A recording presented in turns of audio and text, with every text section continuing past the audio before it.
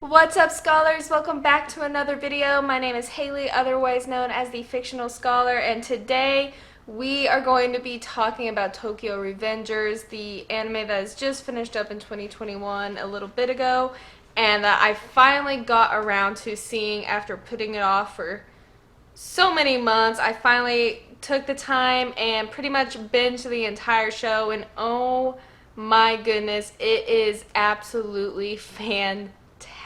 I love it so much. So today we are really going to be looking at what makes Tokyo Revengers so great. Like, why is it so hyped up? Why do people keep talking about it? Why is like a season 2 so adamantly demanded by the fans? Why do people keep running straight to the manga after that ending of that season 1 finale?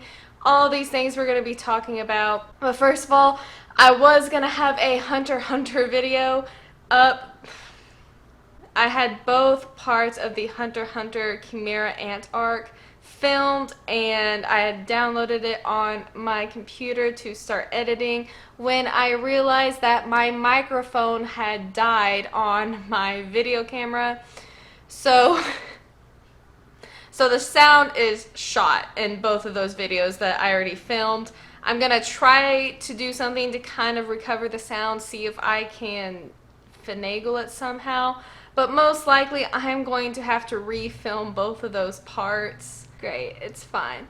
So the Hunter x Hunter video has been delayed. It probably won't come out until next year, which, I mean, it's less than a month away, so it's not that big of a deal, but still, you won't be seeing that video until next year probably, just because of how everything turned out. Instead, you are going to be getting a review of Tokyo Revengers, which I am thrilled about. I'm currently kind of obsessed with the show and its characters because they do it so well, and I'm so thoroughly pleased with the storytelling, with the character build-up, everything like that. But this is also an anime only review. I will not be talking about stuff that's going on in the manga. I've recently just started it myself, but I won't be talking about anything that's going on in there. This is an anime only review just of the first 24 episodes that we got in season 1 of Tokyo Revengers. This is your official spoiler warning because we will be talking about everything that's going on in the anime.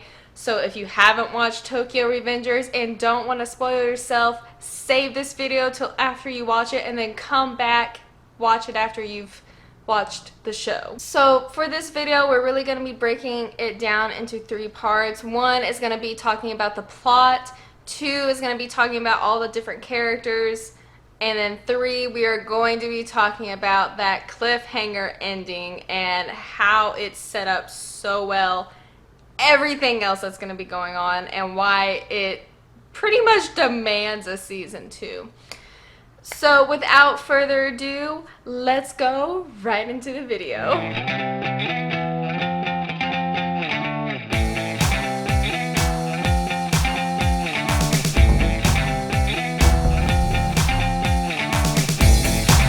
So for this first part, we're talking about the plot where our main character, Takemichi, just learns that his only girlfriend that he had, Tachibana Hinata, has been killed by the Tokyo Manji gang. You know, this is very troubling news for him, but then he's pushed off the train tracks and sent back pretty much 12 years into the past, where he is in middle school and a whole delinquent, and he makes it his mission, after realizing that no, he didn't die, he actually is still alive, he makes it his whole mission to save Hina's life. And of course, it's not going to be easy. It spreads off from just starting with wanting to save one person to starting to want to save other people. Like, he wants to save Akun, he wants to save Hinata, he wants to save Baji, he wants to save Draken. Like, the list continues to grow and grow. The more he's going back in time, the more he's kind of changing things in the past, and this list and this pressure just seems to get bigger and bigger and bigger. So I like this plot idea where it's time travel, but it's actually a very fixed time travel plot, and it's not something as ambiguous as he can go back to any time in the past that he wants to just to fix 1 or 2 things. It's no, he can only go back 12 years into the past of the day in the present, he can go back 12 years in the past to that same day, but he doesn't get any other time. He can't go back farther into the past. He can't go back just a few years into the past to try to make things better. No, he has to go a whole 12 years back, and the handshake being the trigger, connecting him to Naoto, Tachibana, Hinata's brother, is a really cool trigger because it's not something as, oh, well, I fixed it, boom, I can snap my fingers and it's gone. It's a very intentional trigger that isn't as easily accessed at certain times, despite whether or not he wants it to. He actually has to go search out Naoto to send him back to the present, and vice versa. If he wants to go back into the past, he has to be with Naoto. And it's very interesting because a lot of time travel plots, or a lot of isekais, like, they're not as clear as like what rules there are and what regulations guide them and how they travel in the past and how they do this time travel or anything like that. But with Tokyo Revengers, there's a very specific set of rules with the time travel, and I think that's very well done because it sets some stakes for our main character. One, that he has to make sure that nothing happens to him when he's not around Naoto, because if not, he is screwed. And he has to make sure nothing happens to Naoto either. But it puts him in a lot of precarious situations because in the past, he's not always around Naoto, and in the future, as we've seen throughout the progression of him coming back to the future, or coming back to the present, he's not always around Naoto. And it can get pretty tricky and pretty dangerous in situations like that. So I like this concept of time travel because I think the execution was done just right. And the plot goes from what's seemingly supposed to be a simple plot of just saving Hina to a very complicated and convoluted plot where it's very twisted, very heavy, and I do feel so bad for Takemichi because he's really trying his best.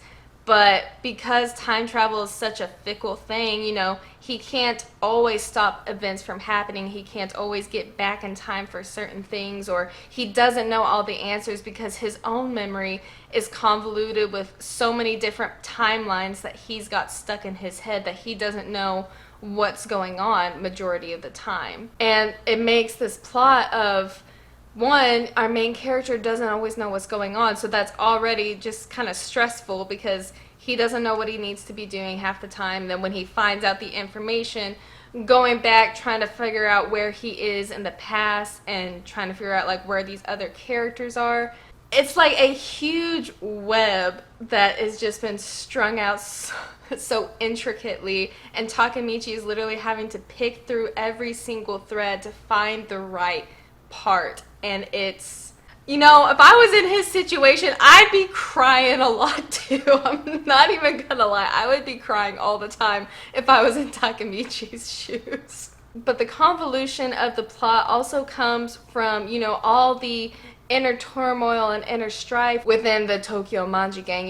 It's not just as simple of, oh, keep these two people from meeting and everything is gonna be fine. It's like, no, he really has to dig deep and figure out like what's going on with Draken, what's going on with Mikey, what's going on with Akun. The more he's trying to figure out these characters, the more he's trying to figure out his friends and where he fits in and what he can do to help and what drives them, what motivates them, who's pulling the strings behind the plot, because we all know it's Kisaki because he's a rat. Well, how does he keep Kisaki from doing all of this? Where is Kisaki's influence? Like, how does he keep plotting and planning all these different things? It's not a simple fix, and Takemichi has learned that the first few times he goes back to the future. Like, after befriending Mikey and Draken, he goes back to the future on accident, of course, by shaking Naoto's hand.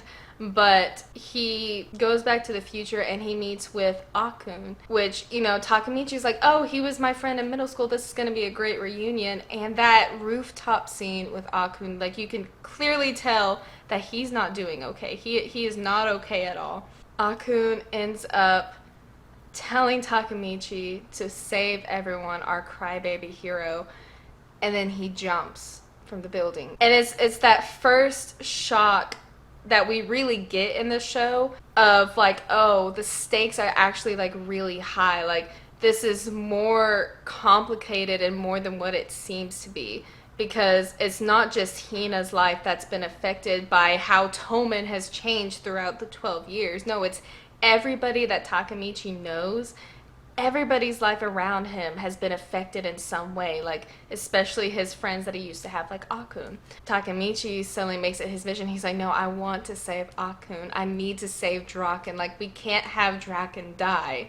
You know, and that complication just continues throughout the show. It gets worse.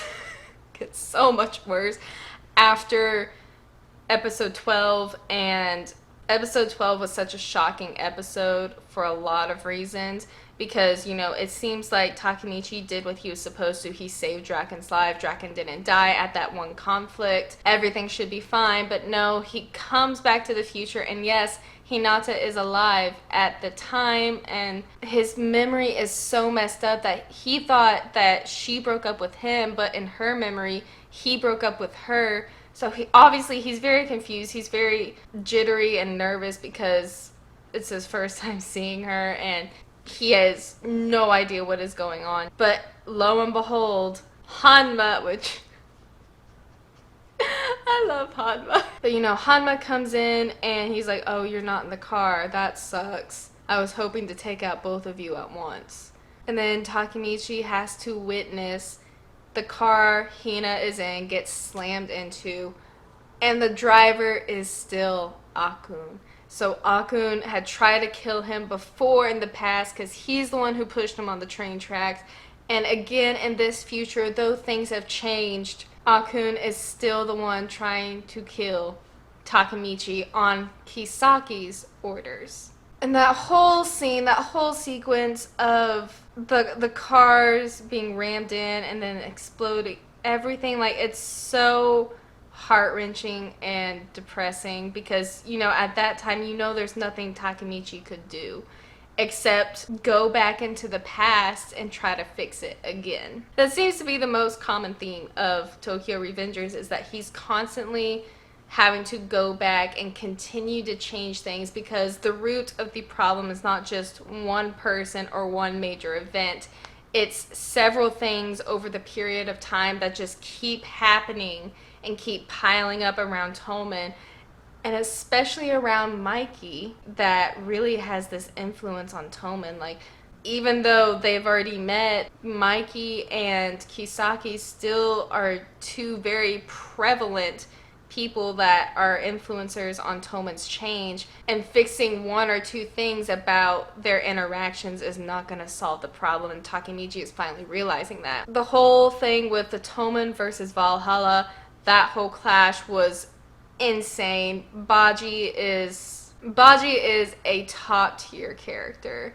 I don't know about y'all, but I was laughing and screaming and applauding when he came up on those cars and just knocked Kisaki with the steel pipe. I was hollering so loud. I was so excited for him to hit Kisaki. That's besides the point. You get this whole thing with Baji and his complicated relationship with Kazutora and Mikey, the rest of Tomen, and how he's really working behind the scenes and going against them, and Shifuyu is the one who picks up, like, no, like, he's got ulterior motives. I know Baji. Like, he wouldn't betray Tomen. And it's just another one of those convoluted plots where nothing is as it seems, and it's really hard for Takemichi to kind of, you know, go through each of it to see what's the truth, what's not, what he should be doing, what he shouldn't be doing, everything that's going along the scenes, and it's really difficult. And in the anime, sometimes they draw things out because it's anime and it's for entertainment purposes, is to draw it out a little bit. But in reality, it's probably happening so fast for Takemichi that he's really having a hard time wrapping his head around it and keeping up with everything that's going on. But of course, Baji ends up dying. There's a lot I could say about those last episodes of Baji dying, Mikey forgiving Kazutora, Shifuyu and Baji's backstory, and then at the very end, we'll talk about this more, but to kind of tie into the plot of how convoluted it is, you know, Takemichi thought that Valhalla merging with Toman was it. Like, they were done for. But then Shifuyu chooses Takemichi to be the first division captain, and Takemichi's like, there's still hope. Okay, I gotta go back to see what me being promoted to first captain does for the future, because he thinks that's gonna solve a lot of problems because he's in a place of power now. Lo and behold, he gets to the future. Yes, he's got this little swaggy drip on and everything like that, but he ends up being one of Toman's top executives and gets invited to Kisaki's little penthouse, or wherever they go with Kisaki, him and Chifuyu. Kisaki tricks them into drinking, and he drugged the drink, everything like that. And Kisaki, once they wake back up, he's accusing Chifuyu of being a rat, a mole, little Judas per se. And Chifuyu's like, well, Takemichi didn't have anything to do with it. The police acted on their own. I just wanted to get you out of Toman. That ending where it makes it so much more complicated because it's yet another person Takemichi has to save when Kisaki shoots Chifuyu in the head.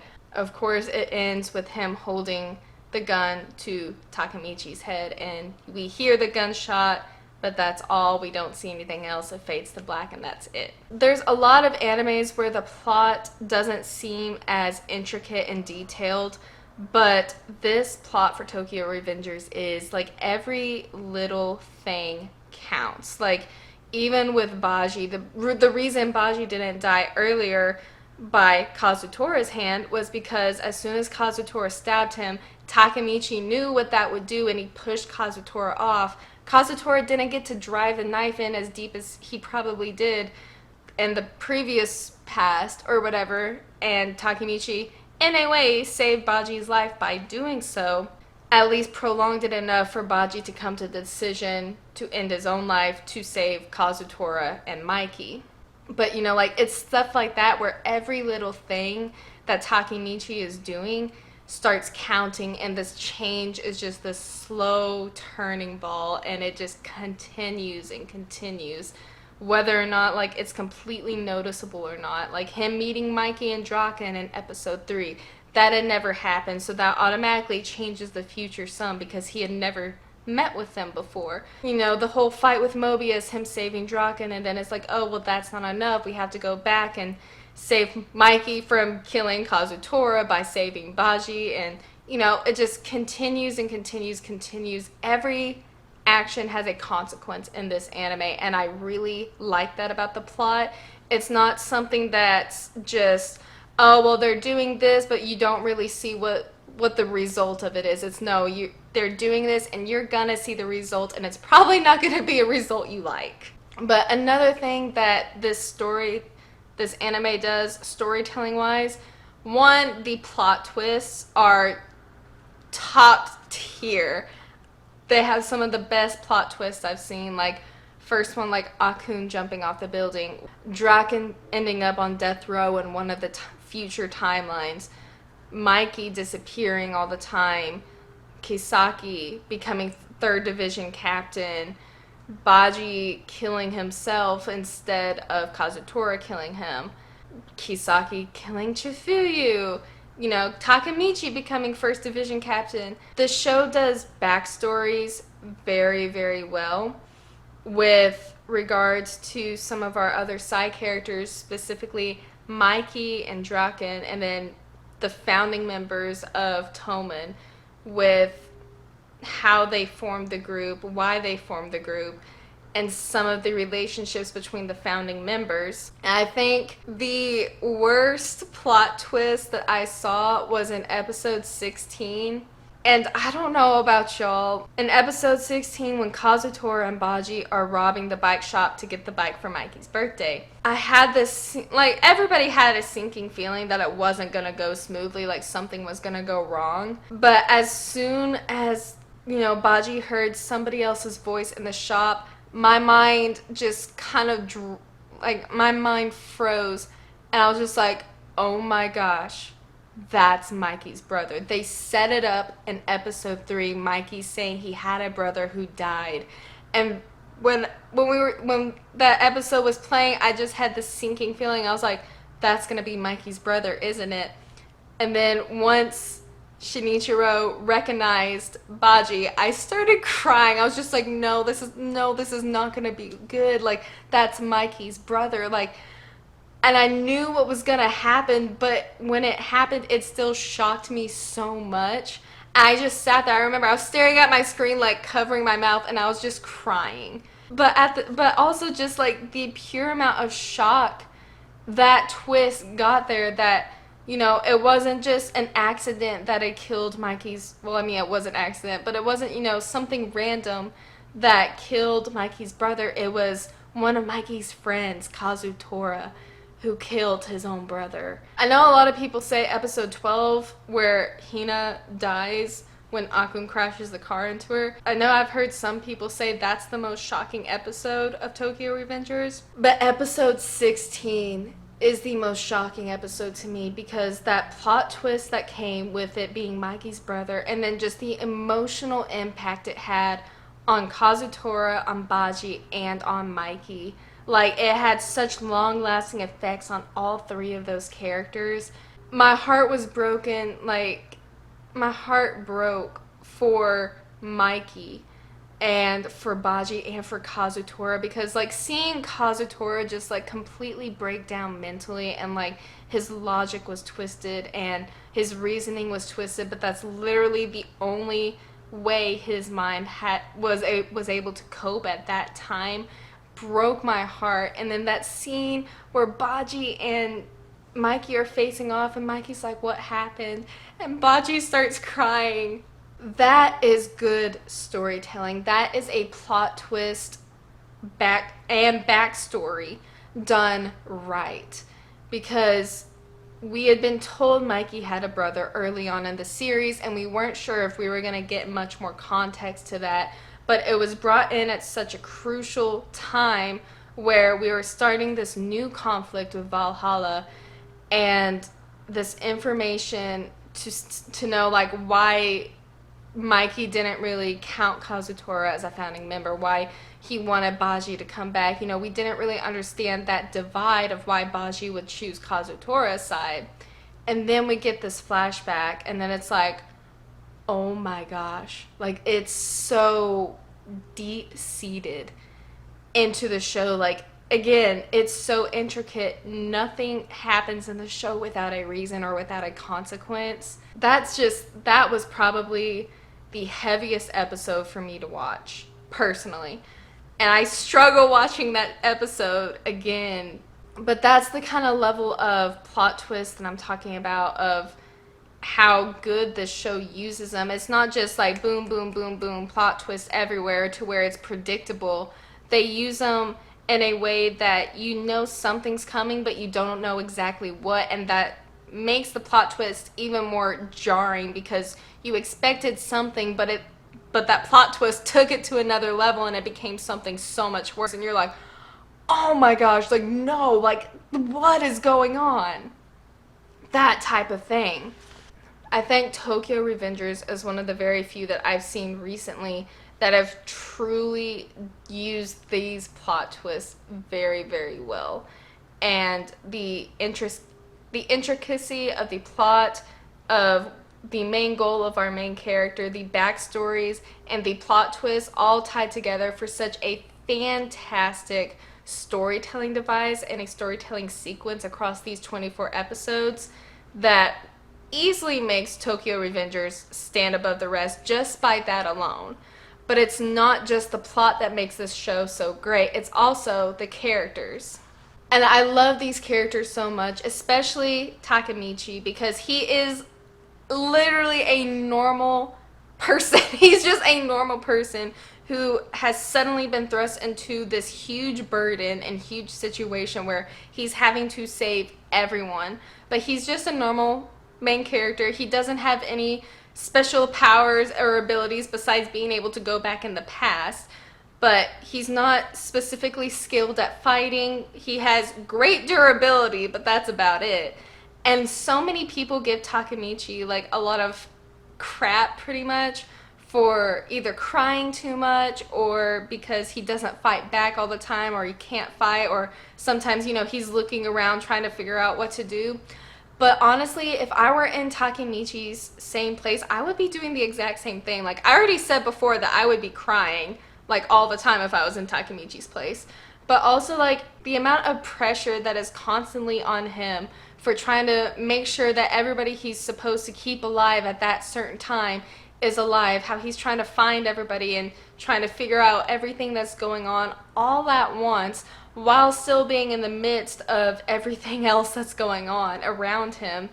It's a lot to take in and it's a lot to navigate through. And I can't really fault him for his hesitancy or anything like that. Or even like, you know, him sometimes wanting to run away. I think that's such a strong character building thing for Takemichi, is because, you know, he's been known to run away. He ran away his whole life, and, you know, him being sent back is his second chance. And by him finally standing his ground and, you know, taking all these beatings, not backing down from what he truly can't give up on, because he knows what will happen if he gives up on this. You know, I think that makes him such an amazing main character, because it doesn't matter that he can't fight, it doesn't matter that he doesn't have all the answers or he can't change everything, but he knows certain things that can't happen, and he's not gonna back down from any of that, despite wanting to run, despite not really being able to do much about it, especially fighting wise. But he's never gonna back down. And I love, we see that in episode 3 where he says, like, I ain't done yet, when he's fighting Kiyomasa, and he's like, no, I can't turn back. Like, he's saying it with a smile on his face, but he's crying. He's like, I'm not gonna lose. And that translates through the rest of the season. Even though he wants to, when he's facing Kiyomasa again after Draken's been stabbed, you know, he wants to run. He wants to run because he's scared. Kiyomasa is a huge, like, triggering PTSD for this man, and he's facing him. But instead, you know, he gets a little morale boost from Draken, and then he stands his ground and he fights Kiyomasa, takes him down, and then his friends, Akun, it comes to save him, and he doesn't realize the impact he's having on everyone around him when he's not backing down and he's never giving up. He's becoming this very inspirational person to the ones around him, because they see his drive, his heart, his compassion, and just the pure dedication to never give up. And Akun translates that when he says the exact same thing Takemichi did. He says, I ain't gonna lose. Like, that's such a cool moment. And it continues on, and Takemichi is always getting beat up. He really is, and I feel sorry for the poor boy. But even when he's fighting against Valhalla, like, he is scared out of his mind. I would be too. Chifuyu and Mitsuya, you know, they kind of come in, calm him down, give him some advice, give him a good talking to. And Chifuyu's like, no, I got your back, partner. Let me just say this. Chifuyu, best boy. Takemichi, absolute precious sweetheart. Mikey, best boy. Please check in on him. He needs help. Draken, dependable big brother, absolute sweetheart. Perfect character. Kisaki, little rat. Hanma, Hanma's just crazy, but I absolutely adore him. But, you know, even as he's terrified, he still finds the resolve to not give up and not back down, and he continues to fight. And he's the one who is trying to go to Mikey, who is up on a hill after getting clobbered by Kazutora. But, you know, like, he's the one who's trying to go up there. He's the one who's trying to stop Baji, despite nobody else knowing what's going on. And he's trying his absolute best to do what he can. Even though he may not always feel successful, even though he can't really see results, he's trying his best and he's never giving up. That's like Takemichi's best point, is that he never gives up. He always finds that resolve to not back down. I think that makes him a wonderful character. A lot of people give him crap for crying, which I don't get, because, like, if you think about everything that he's going through and just the emotional turmoil that this boy is constantly facing, like, anybody would be crying in his shoes. And I also love about Takemichi that, you know, just because he is the normal MC, he doesn't have these like outrageous, like, oh, random power up moments or anything like that. It's like, no, he stays the normal character. He stays the normal person who's not OP, who doesn't really know how to fight. He stays exactly the same, besides, you know, continuing to grow like a normal person would. And I really appreciate that because it doesn't feel cheap. It doesn't feel like a cop out for him to suddenly get overpowered or for him to suddenly be able to like lay out 50 guys at once. No, it's like he is just a normal guy and he acts like a normal guy. He's doing his best, okay? He's doing his best. Besides our main character, the cast of side characters in this show is absolutely fantastic. There is not a single character who is introduced that has some sort of focus that is not important and does not have a role in the future or shows up in the future or plays a part in what's going on around Takemichi. Like, everybody who shows up has a certain role to play. There's nobody who's just there to be there. Even our villains are like that in Kisaki's group. You know, that group of three, the guy with the mask on. Nobody really thought much of it, but he shows up again later on, and he's the one who charges Mikey as a setup for Kisaki to knock him out. That's the type of stuff I'm talking about, that a character who could have easily been forgotten or just discarded played a crucial role later on. For me, personally, my favorite side characters are Mikey, Draken. I love Hina's character in this show. She is a very strong and very just straightforward female character. It's kind of same as Emma. Like, both of those female characters that we're really introduced to and really see throughout the show are very strong and very, very interesting and really dimensional characters. Like, they're not just one-dimensional. They're very intricately made. And you see that like with the way Hina interacts with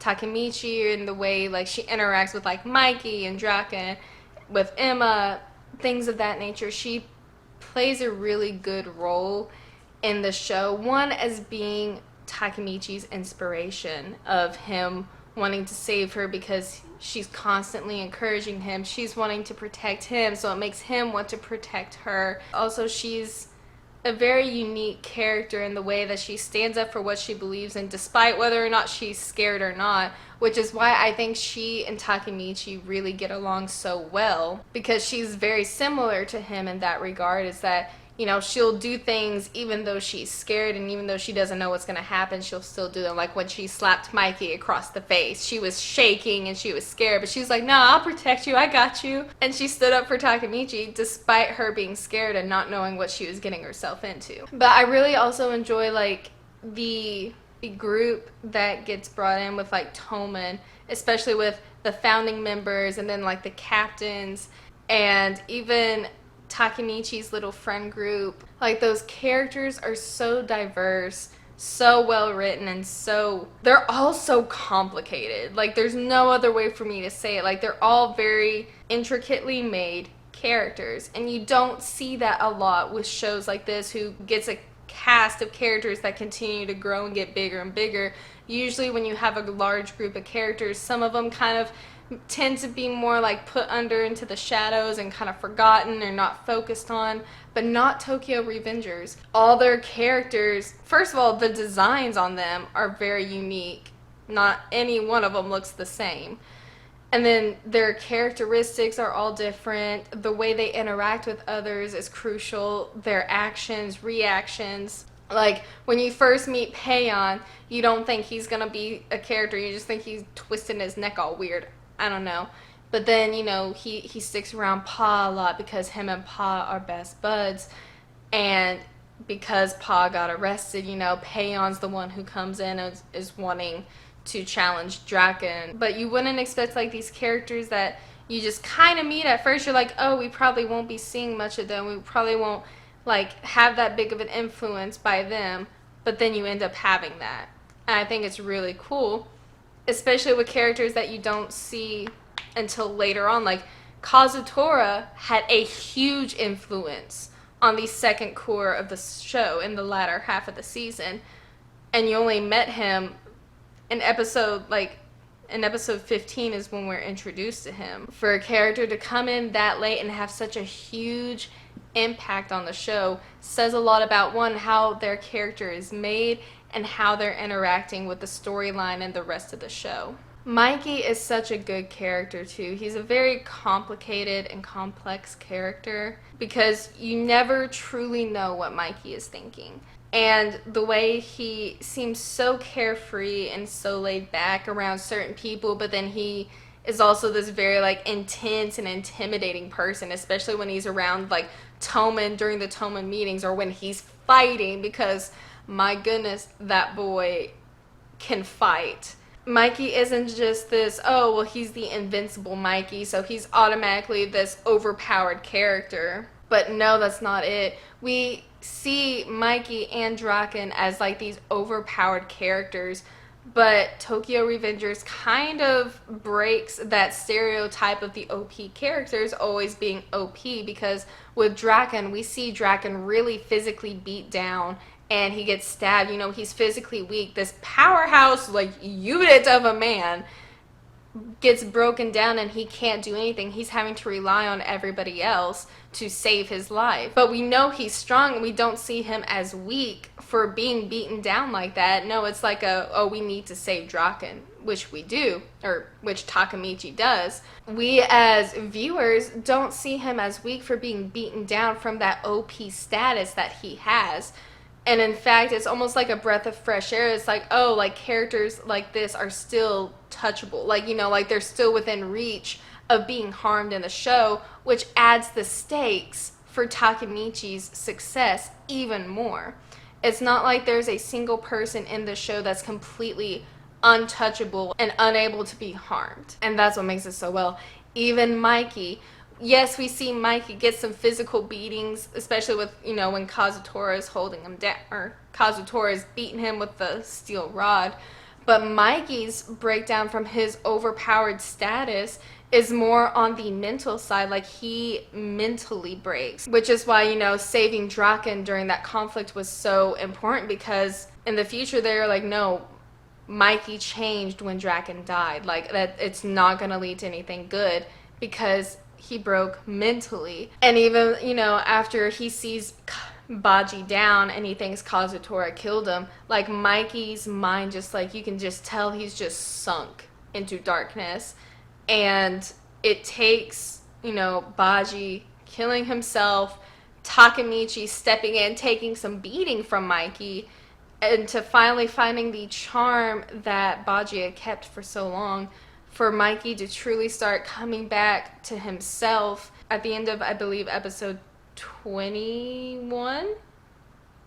Yeah, at the end of episode 21, there's a shot where Mikey's on the ground holding the charm, and you really see the light just come back into his eyes. But Mikey as a character, while he's very physically strong and he seems like he can't be beat, he can be mentally beat. And I think that is an important thing to use, because he's not untouchable either. He's someone who can very easily be hurt and swayed by people's actions, and that's exactly why Kisaki is targeting Mikey. And I love that idea that you still have these overpowered characters, these very strong characters that you know you can always depend on, but you still put them in harm's way enough that you know that you have to still protect them in one way or another. For Draken, it was to get him to a hospital so he didn't bleed out. For Mikey, it's to protect his mentality so he doesn't fall into darkness. But again, with this being said, that the overpowered characters aren't just overpowered, like, there's a lot going on with them, they're very complex. It adds so much more tension to the mission Takemichi is on, because if he can't help them, everything's gonna kind of fall apart. I really like how Tokyo Revengers kind of breaks that trope. And then I do love the villains. Oh my gosh, I love the villains in this show, because one, Kisaki is so easy to hate. You love to hate Kisaki. Like, that is how you know you have a good, solid villain, is because he is easily hateable. And that's just a testament to how well written Kisaki's character is, just because you see him and you're like, you're a little rat. I want you dead. Like, it's that type of thing where you're just like, man, we gotta get him out of here. We know he's a threat. We know he's a little weasel pulling all the strings behind, plotting everything. Like, we need to get this man out of here. That's kind of the point, is to have this very dangerous villain who is such a plotter, who is very dangerous and very lethal on their own, and you have him kind of in the center of everything, and it's just like, well, how do we navigate now with this villain right here that nobody else knows is a villain because of the whole time travel thing, which is another thing I think works really well with the whole time travel thing with Kisaki in general, is because Takemichi is literally the only one who knows what Kisaki is capable of, what he's done, what he is doing, and he's having to try to carefully navigate of how to get Kisaki out of Toman while not letting anybody else know what's going on, while also keeping himself out of trouble. It's so convoluted and heavy. Like, I feel so bad for Takemichi sometimes, because the amount of things that he has to do to keep Kisaki from power is just innumerable, but he's still doing it. But besides Kisaki, who is just like this overpowered, like, mastermind of a person, you also have I would say, like, an initial villain in Kiyomasa, who is just basically this big bully who is torturing Takemichi and his friends. And we see this villain kind of get his comeuppance, to be frank, and he gets choked out by Takemichi in episode 10. And it's like, it's such a good sense of like, yeah, one, you're just like, yes, Takemichi, you go. But also at the other time, you're just like, wow, like this villain who posed a threat, who posed such as like this scary figure in Takemichi's life, he has overcome this villain now. Like, it brings us to a point where we're so happy for our protagonist for defeating this villain. It's really nice to be rewarded in a show like this with something like that, especially because everything else is going to crap. So it's nice to have this little moment of levity where we see our MC winning, and it's a sure win, and he's overcome something really big in his life to be able to do this, standing up for himself, standing up for his friends, facing his past trauma, getting the revenge on his life. It's such a satisfying moment to see this villain go down. And then, of course, we have our other little villain in Hanma. I love Hanma so much. I don't know what it is about him. His personality and the way he speaks, the way he interacts with everybody just cracks me up so much. He is having way too much fun with all of this plotting, all this scheming, all the fighting. He just is enjoying every single bit of it. Like, if Kisaki is the villain you love to hate, and like you just truly hate him as a villain, I feel like Hanma is the villain you hate to love. Like, you just can't help but just love this guy, despite him being so twisted, and he's on Kisaki's side, but you're just like, no, I really like this guy. At least that's how it is with me. Mikey. But Hanma is the type of villain where, like, he's very present and he's the one, like, out in front fighting and causing all this trouble, but like, he knows more than he's letting on as well. He's in cahoots with Kisaki and kind of playing his role up a little bit so more people focus on him so that nobody else focuses on Kisaki, and he plays that role so well that it just makes him such an interesting character and an interesting villain, because you don't really ever get to see where his true intentions lie, what his motivations are, or anything like that. He's just this very, like, kind of mysterious type of villain where you don't quite understand him, you don't know what he's doing, but he's there and he's really intimidating, but you kind of love to see him every time he pops up on screen. The characters in this show, I think, are so well done. I would love to spend so much more time just on the characters in general, because there's so much to it that adds to the plot.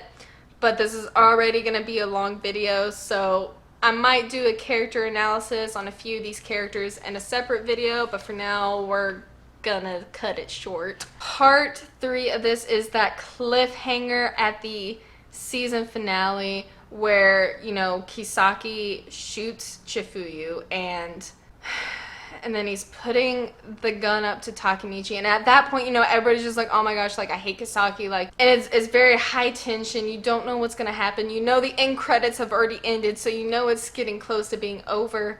But then the twisted part about that cliffhanger is when Kisaki starts to cry.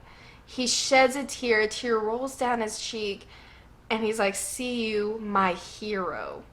That alone shocked me so much because, one, I never expected to see Kisaki crying like that. One, he's calling Takemichi his hero, which means that they have so much more history than what we've been seeing up to this point. There's so much more there. They must have had a certain connection for him to be crying while about to shoot Takemichi. That episode is so tense, and you don't really know what to expect. You don't know what's going on. That future timeline revealed that Mikey's disappeared, Draken was executed, like Toman fell apart and got into all these bad things. And it's just like, whoa, whoa, whoa, like, how did all of this happen? Like, how is Takemichi still here? How is Kisaki still in power? You know, how did all of this happen? We're left with so many questions. And then to know that, like, you're like, well, why is he crying? Why is he questioning Takemichi like the way he is, like saying, what are you? Is that all you got? You know, these questions are very odd for him to be asking right before he's shooting Takemichi. And then for him to cry at the end, it just leaves so much speculation, especially with him saying, my hero. It just, it's one of the best season finale cliffhangers I think I've ever seen in my life. One of the absolute best. And it's because of those added elements of like what Kisaki is saying, like him shooting Chifuyu, and then him crying at the end, saying Takemichi is his hero, and then that last gunshot and fade to black where we don't know what happens afterwards. Like, that cliffhanger was so freaking good. I love it so much. Like, yes, it left me like so tense and everything, and I was just like, what? No, it can't be over. Like, there has to be more. Where's the rest of it? But that's why so many people are demanding a season 2, because of how that cliffhanger ended, because of how the season ended. They're like, no, no, no, we need some answers. We need to know what's going on.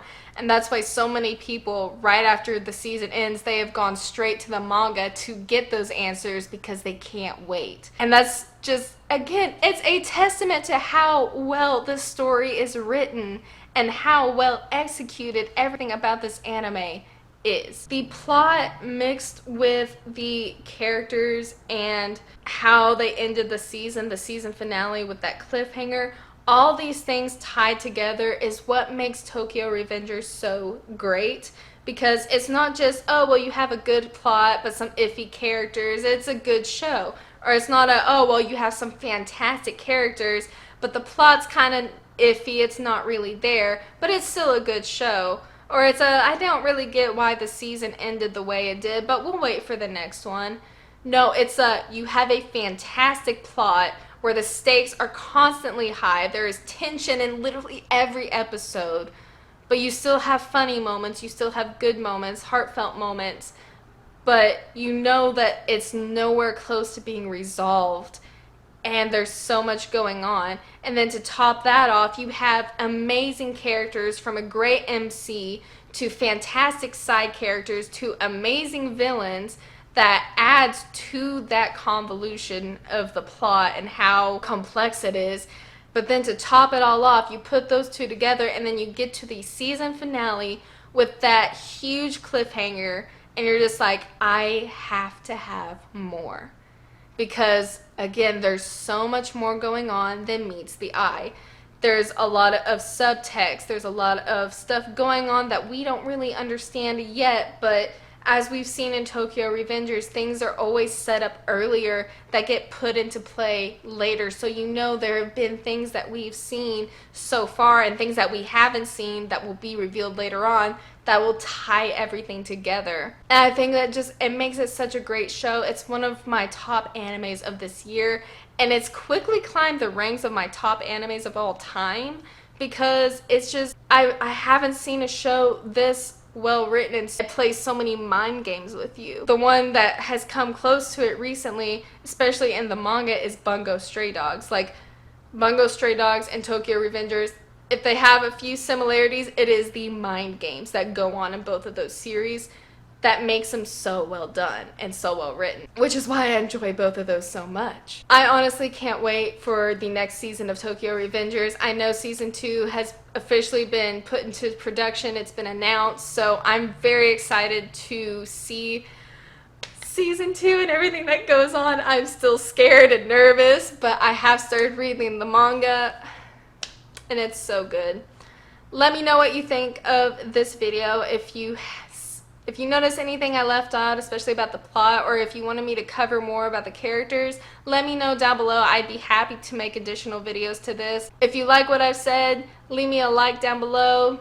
Comment what you liked about this video. I'd love to have a conversation about Tokyo Revengers, because it's a top tier anime and a top tier manga already. So let me know what your thoughts on this show is, what you liked about it, what you didn't like about it, what you thought could have been different, anything like that. If you want to see some of my other videos, make sure you subscribe to this channel so you can keep up with everything that I post. I did a Meruem and Komugi video earlier, and I did some Avatar videos also on this channel. I also have a few others if you want to go check those out. If you want to support me and my mom on Etsy, the link to our Etsy shop will be down below. Make sure you follow all of my social media so that you can stay up to date with me throughout the week to see what I'm doing. Other than that, I think that's all for this video.